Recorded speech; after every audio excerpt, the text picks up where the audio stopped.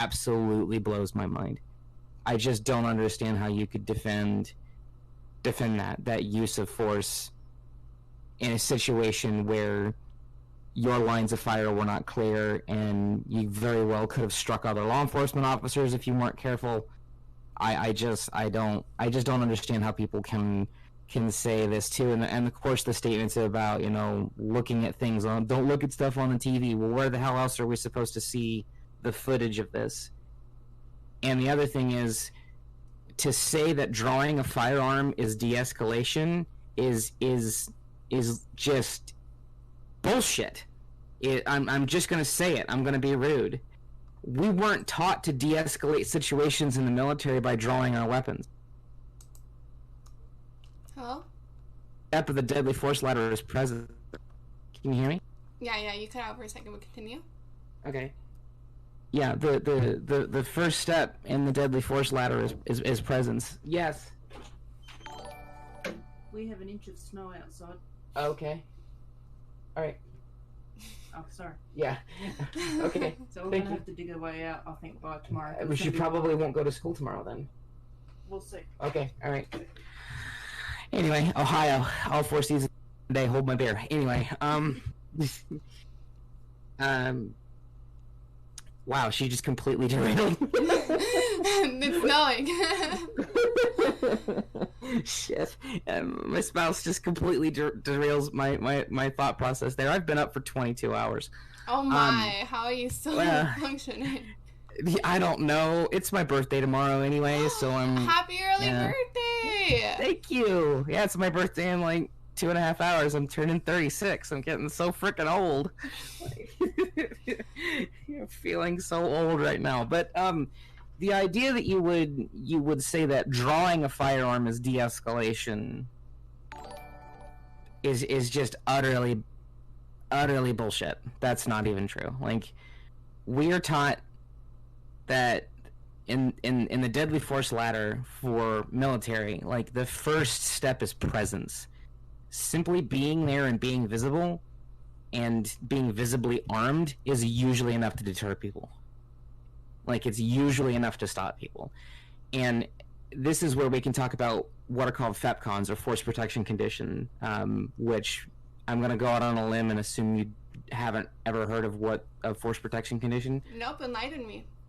Okay. Basically, FEPCON is a counter-terrorist threat system, and it's overseen by the Department of Defense. And it used to be known as ThreatCon or threat condition. It was renamed in June 2001 due to confusion with the threat assessment thing.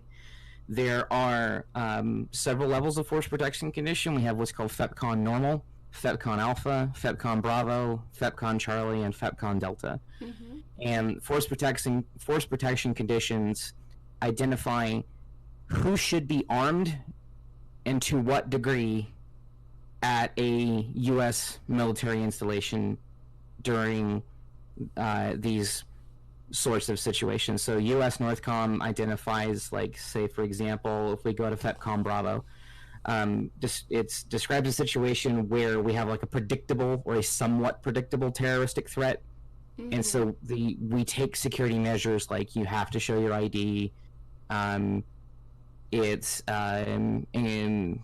we do things like making sure that people have their sidearms, whether they've got their body armor, vests, escalation in the amount of firearms that it's carried. So, like, for me as a gate guard, like, I think at FEPCON Alpha I would carry my 9mm, my Beretta 92FS, which is a garbage firearm. And at, like, FEPCON Delta, I'd have a shotgun and my handgun and, like, a helmet and a flak jacket and things like that. So it's like an escalation of who should be armed and when they should be armed and how much they should be armed, and, you know, whether we're standing up what are known as SAT and BAF teams, which are security alert teams, and backup alert forces, which are usually used for repelling borders, whether we're standing up what's known as internal security rovers, pier side sentries, topside security rovers, gate sentries, things like that. So we've got a whole bunch of stuff going on, just sitting in port at home protecting the ship. And so when the statement was made that, you know, we don't know what it's like just being, quote, guard duty, like, that's a statement made in pure ignorance that has absolutely no idea what all that entails, of knowing when you're allowed to shoot, who you're allowed to shoot, what happens after you shoot somebody, how you're going to be armed and armored based on force protection conditions, whether you're going to be able to justify the shooting in a deadly force triangle, which is means, motive, and intent. You know, like,